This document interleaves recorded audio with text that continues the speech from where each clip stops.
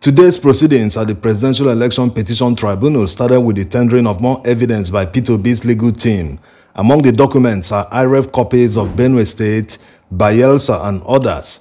You can see the legal representatives of all parties on the screen, and like many are wondering what's the next move for the Labour Party after their application to interrogate the INEC chairman Mahmood Yakubu was denied in court. Although we made a video about it, but it's very interesting that Atiku's legal team actually subpoenaed the INEC chairman yesterday, including the INEC secretary. They want him to come to court and be put into the witness box to answer questions. So this serves the same purpose of answering questions, although it's not the same petition, but Labour Party can still bring him to answer the questions in court if they choose. Now, the judges are filing into the courtroom, and Labour Party's lead counsel, Levi Uzuku Eseyen, is the first to stand up. My lord, with due respect, I will hand over to my learned colleague, Anuga Eseyen, to handle today's proceedings. This is the same lawyer that handled yesterday's proceedings for the Labour Party, and after taking the mic, he said, "My lord, with utmost respect, please turn to page 1 of the 8th schedule for the listings of IREFs. Thank you, my lord." He goes on to tender certified true copies of IREF documents representing 21 local government areas of Benue State. As usual, the INEC Council objected to the admission of the documents that they duly certified, stamped, and delivered to the Labour Party legal team. The objection continued with Tinubu's counsel, who stood up and requested to hand over to a colleague in their team to handle the proceedings, and unsurprisingly, the lawyer, James Onoja Eseyen, was the same lawyer that represented Lamidi Apapa in court in his failed bid to take over the leadership of the Labour Party. Anyway, the lawyer chorused their objection to the admission of the IREF documents. Nevertheless, the presiding judge, Honorable Justice Samane, admitted them in evidence and tagged them exhibits. The Labour Party Council is on a fast pace today. He has already tendered IREF copies of 25 local government areas of Niger State. Objections from the respondents have been chorused, and the presiding judge have also admitted them in evidence. The LP Council wants to make a request. Most humbly, my lord, kindly turn to the 9th schedule. My lord, we presented this schedule yesterday. Please turn to page 1, which shows the IREF reports for Edo State, as certified and downloaded by the first respondent, which covers 17 local government areas. Thank you, my lord. As you already know, the first respondent is INEC, and immediately he finished tendering the documents, the respondents chorused their usual objections, and the judge admitted them in evidence. The LP Council is already making another request. My lord, kindly turn to page 4 of the 9th schedule. My lord, this tendered document relates to IREF reports for Bauchi State, as downloaded and certified by the first respondent. This is on page 4 to 5. It is for 20 local government areas. I seek to tender these documents. I'm most grateful, my lord.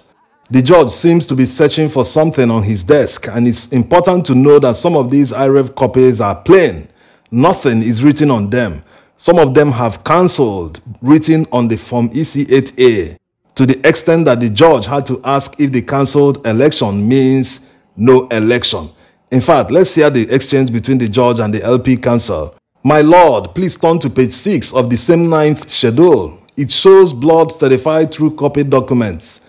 Are they IREFs? Questioned the judge. They are forms. Some are EC40G, but there are blank sheets.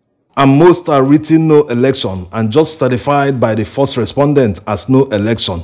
They are IREF downloads, and INEC certified them as such. Is it cancelled election? Continued the presiding judge. Is it the same as no election? So are we going to mark it as cancelled or no election? What exactly is it? Is it cancelled election or no election?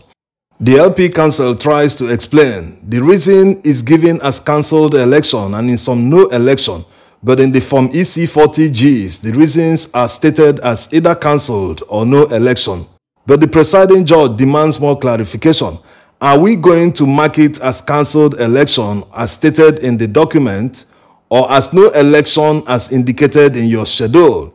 At this stage, isn't it better for the Labour Party legal team to invite the people that collated the results in the affected local government areas in Bauchi State to come to court and explain what they did, because it seems there's little confusion. Anyway, after the LP team had a little conversation, Anuga SAN took the mic.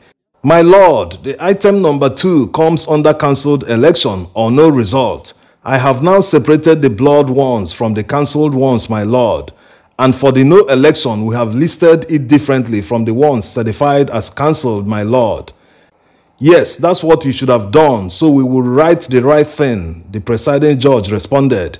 As usual, the respondents chorused their objections, stating that they will advance reasons in their final address. The Labour Party legal team are meticulously bringing evidence that INEC cannot escape from. That's why they are objecting everything. INEC cannot, in one of their replies to P2B's petition, say that all IREV copies are legible.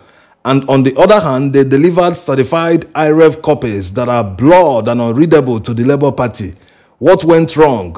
The Beavers machine has an HD camera, so images captured and uploaded using the Beavers machine are always sharp and legible. So what happened? Someone at INEC needs to explain to the court what happened, because some of these results are untraceable. They are too blurred, so it makes it difficult to localize them and say this result comes from social polling unit or ward and local government area. In any case, the judge admitted them in evidence and marked them exhibits despite the respondents' objections. The LP Council makes another request. My lord, we are now moving to page 8 of the 9th schedule. It is the second heading listed. My lord, these are all wrong forms which cannot be linked to any LGA in Kaduna State. These forms are certified by the first respondent, my lord. The presiding judge noted his observation and he went on to tender the IREV copies for 21 local government areas of Kaduna.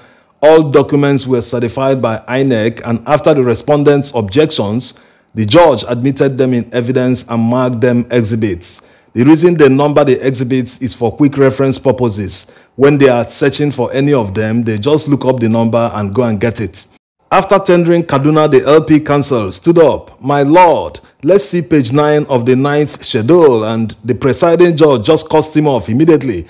We will come back and see it. Let's leave for a quick break of 10 minutes. And the court went on a 10-minute recess.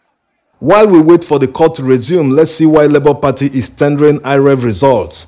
Remember that in their petition, they told the tribunal that INEC did not comply with the electoral law and their own guidelines during the presidential election. They are bringing this evidence to show the court that up till now, more than 3 months after the election, all the results have not been uploaded to IREV. The electoral law says that results must be uploaded immediately after vote counting at the polling unit. It must be at the polling unit. So any upload outside this time frame is invalid. Also, many uploads that are not legible cannot be classified as an upload because they are not useful. It defeats the aim of uploading the results in the first place. The reason the electoral law requires upload of Form EC8A immediately after vote counting is to store a copy that will act as a reference at the ward collation center. When polling officers arrive at the ward collation center, the ward collation officer is required by law to verify the results with the uploaded copies on IREV. That's the only way to make sure that there was no manipulation on the way to the ward collation center. So imagine what the ward collation officers did in Kaduna, Bauchi, and other places where results weren't uploaded on IREV, whether blood or not. So this is the fundamental issue. INEC did not follow the law during the election. More analysis in another video. We will also include the question many are asking whether the tribunal will recount all the votes again. All the questions will be answered in another video.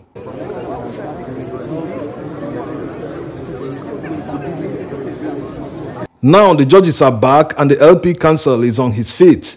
My lord, we have 7 state schedules of certificate of compliance as certified by the first respondent, and we seek to tender 6 states, excluding number 1.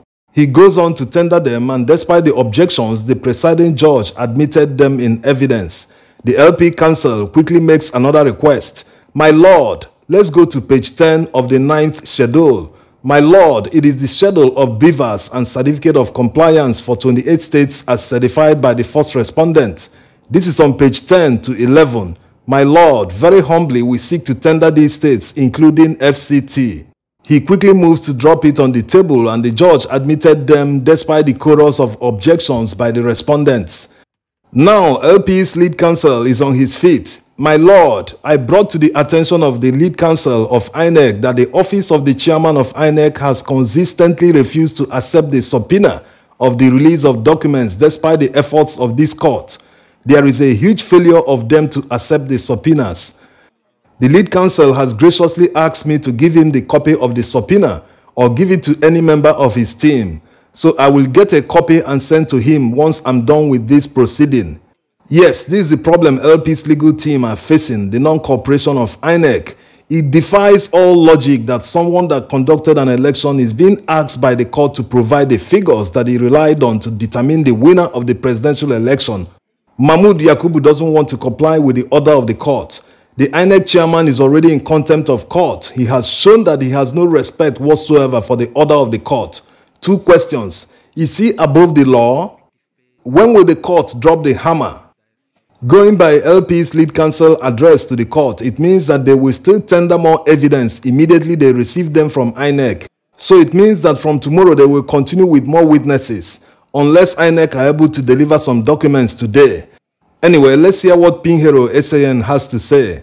My lord, it is now a pattern for the petitioner to use INEC as their reason when they want to seek for adjournment.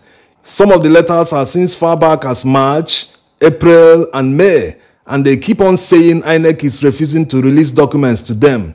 Don't use INEC as a whipping cord every time. If they have nothing to do today, they should just say it and request for adjournment. We have no problem for their adjournment. It means we will eat lunch early today. It is very unfair and uncharitable what he is doing. PDP also submitted subpoena and the subpoenas have been received. LP's counsel won't take this accusation without replying. I am really shocked that my brother Silk said what he stood up to say. I made it clear that they have refused service. I have told this court numerous times. At this point, the presiding judge steps in. There's no need for all this. The court cannot make any other thing apart from the subpoena. The language he used on me is unfair. This is the second time it is happening, continued the LP counsel. He is not the lead counsel. Don't worry about him. We will handle it, replied the judge. It is obvious why the INEC chairman is blatantly disobeying a court order, because as the judge said, they can't do anything else beyond issuing the subpoena. So there's no serious consequence for the INEC chairman. He feels he can get away with anything. But for how long? Yes, electoral disputes are civil in nature and the tribunal doesn't have the power to commit anyone to prison. We need to strengthen some of our laws and institutions so that this brazen impunity and lawlessness will stop. After the arguments between both parties, the presiding judge adjourned the matter till tomorrow, 15th June 2023. See you tomorrow and thanks for watching.